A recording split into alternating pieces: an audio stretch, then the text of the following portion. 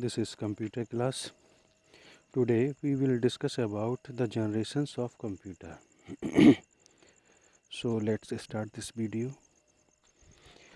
The first generation of computer 1946 to 1956. ये first generation का time period है.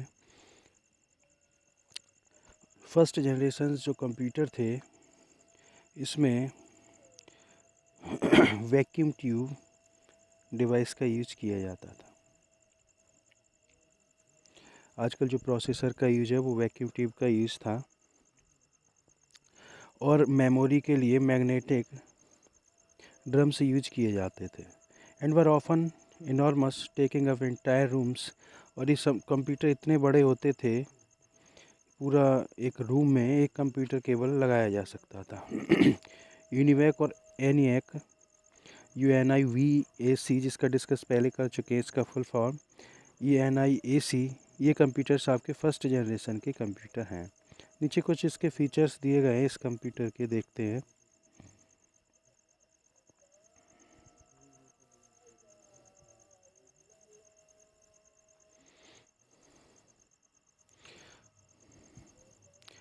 First आपका दिया गया है vacuum tube technology. Vacuum tubes use किए जाते थे, अनरिलेबल थे, support machine language only, machine language को सपोर्ट करते थे, वेरी कॉस्टली, बहुत महंगे होते थे, generated lot of heat, slow input and output devices, huge size, need AC. तो ये कुछ इसके फीचर्स हैं. और भी नीचे हैं non portable, consumed lot of electricity. कई तरह की इसमें कमियां भी थी इस तरह के कंप्यूटर्स में. विश्वसनीय नहीं थे, वैक्यूम ट्यूब यूज़ किया जाता था, साइज़ बड़ा होता था, कॉस्टली थे, अत्यधिक हीट जनरेट करते थे. इनपुट आउटपुट डिवाइसेस काफ़ी स्लो रहते थे. इसमें AC की ज़रूरत पड़ती थी, थोड़ी देर काम करने पर ही कंप्यूटर हीट हो जाते थे. नॉन पोर्टेबल थे, हम इनको कहीं नहीं ले जा सकते थे. और अत्यधिक बिजली की खपत इन कंप्यूटर्स के द्वारा होती थी. नेक्स्ट देखते हैं second generation. Second generation computers में वैक्यूम ट्यूब की जगह ट्रांजिस्टर्स का यूज होने लगा. वैक्यूम ट्यूब ट्रांजिस्टर से रिप्लेस हो गया. ये काफ़ी चीपर रहते थे, काफ़ी सस्ते डिवाइस हो गए.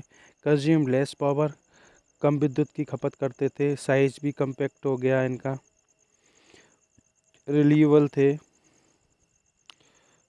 काफ़ी फास्ट थे फर्स्ट जनरेशन के अकॉर्डिंग.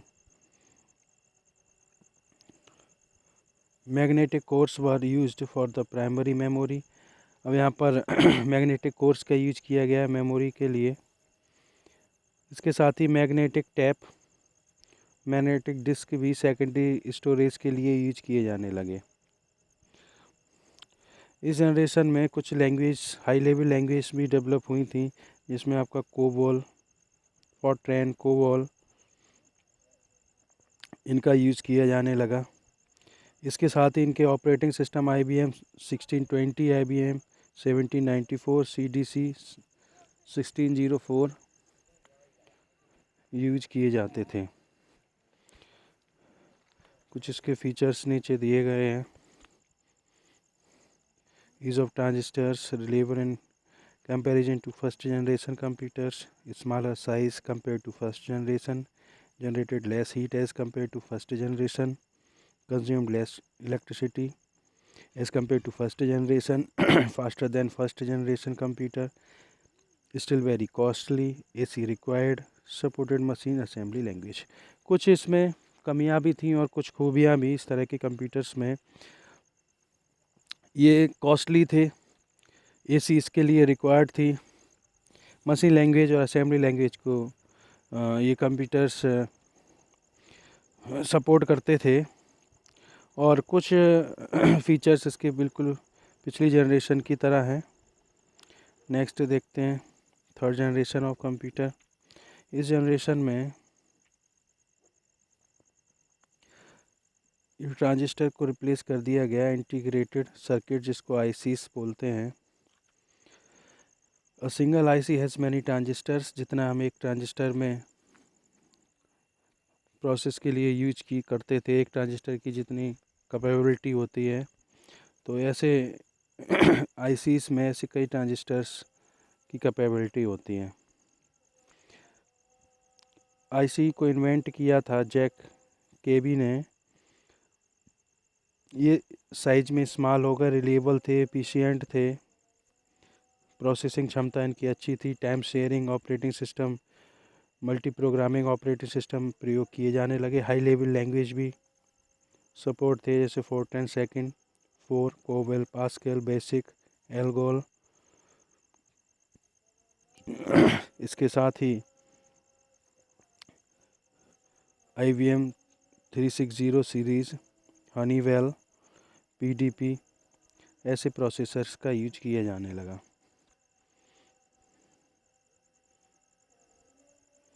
इसके डेटा के लिए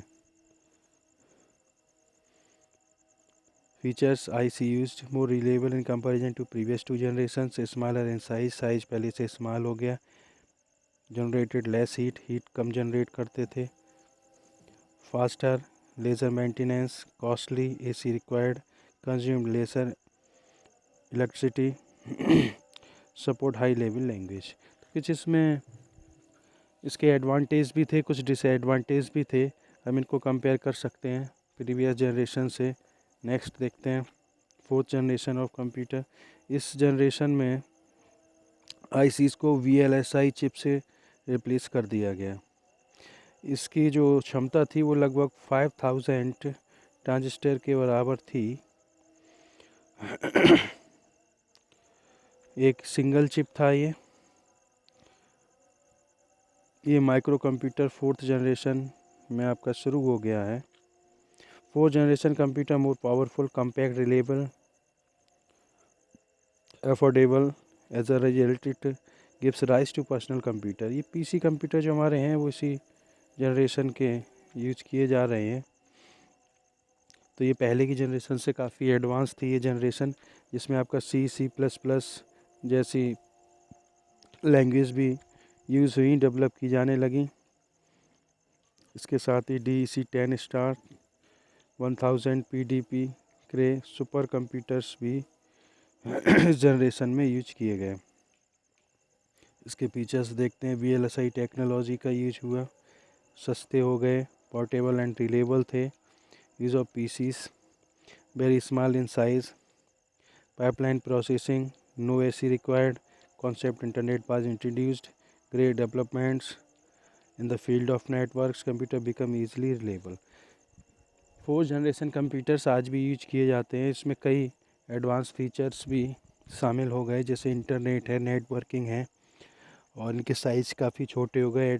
कैपेबिलिटी बहुत अधिक थी प्रीवियस जनरेशन से कंपेयर करें तो। नेक्स्ट देखते हैं fifth generation of computer, 1985 to present. इस जनरेशन में VLSI को रिप्लेस किया जा रहा है अल्ट्रा लार्ज स्केल इंटीग्रेशन से, जिसको हम कह सकते हैं ULSI टेक्नोलॉजी का यूज किया जा रहा है। माइक्रो प्रोसेसर चिप्स यूज हो रही हैं, जिनकी क्षमता बहुत अधिक होती है। इसके साथ ही आर्टिफिशियल इंटेलिजेंस को भी डेवलप किया जा रहा है। इस जनरेशन में C++, जावा, .NET जैसी लैंग्वेज भी यूज की जा रही हैं। इस तरह के कंप्यूटर्स आपके desktop, laptop, notebook, ultrabook, Chromebook आदि प्रकार के इसके कह सकते हैं वर्जन्स देखे जा सकते हैं सिस्टम के। इसके कुछ फीचर्स, जैसे आपका रोबोटिक्स नया फीचर है। जैसे रोबोट जो बनाए जाते हैं वो फिफ्थ जनरेशन पर आधारित हैं। Natural networking, game playing, development of expert system to make decision in real life situations, natural language understanding in generations. कहने का मतलब ये है फिफ्थ जनरेशन के जो कंप्यूटर्स हैं वो आर्टिफिशियल इंटेलिजेंस पर आधारित हैं और लगातार इन पर डेवलपमेंट चल रहा है, और आगे आने वाले फ्यूचर में इनको काफ़ी डेवलप करके न्यू यूथ के सामने लाया जाएगा। तो ये कुछ जनरेशन्स के बारे में ब्रीफ डिस्क्रिप्शन था। हम इनको स्टडी करेंगे, रीड करेंगे और इस वीडियो को यहीं फिनिश करना पड़ेगा। थैंक्स।